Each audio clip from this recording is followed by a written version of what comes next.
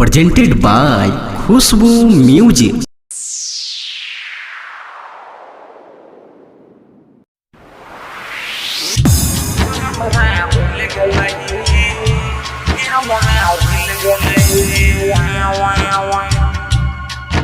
Recording by Dharmraj studio Balwahat Saharsa. DJ Manish. हमर दिल दुखा का गला हमारा कनका हमर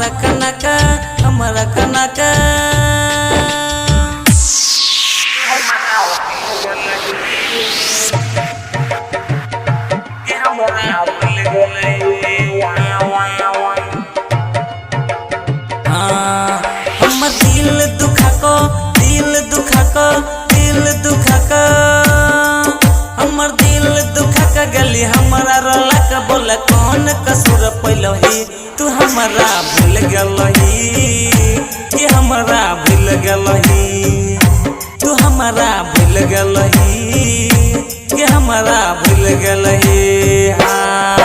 हमर दिल दुखा का गली हमारा रोला का बोला कौन कसूर पैलही तू हमारा भूल गलही कि हमारा भूल गलही तू हमारा भूल गलही कि हमारा भूल गलही।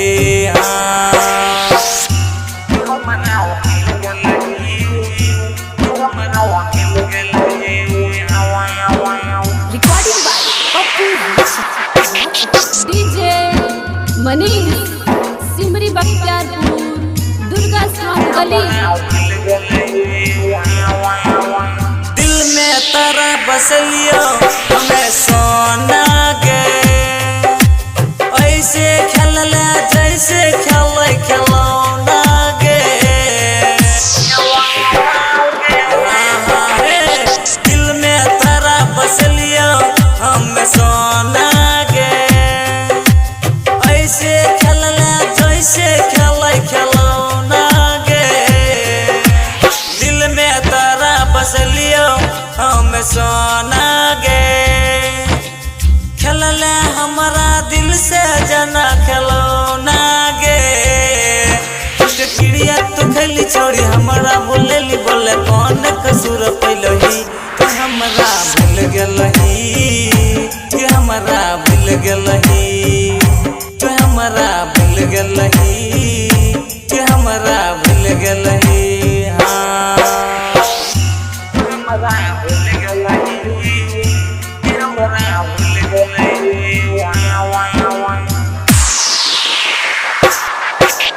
डीजे मनीष सिमरी बख्तियारपुर दुर्गा स्थान गली।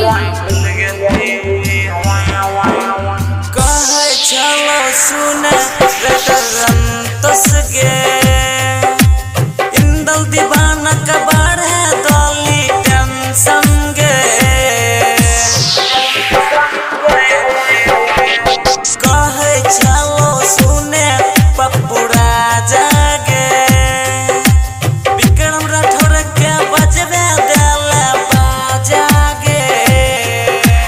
दिल में तारा बसलियो हमें सोना गे खेलले हमारा दिल से जाना खिलौना गे।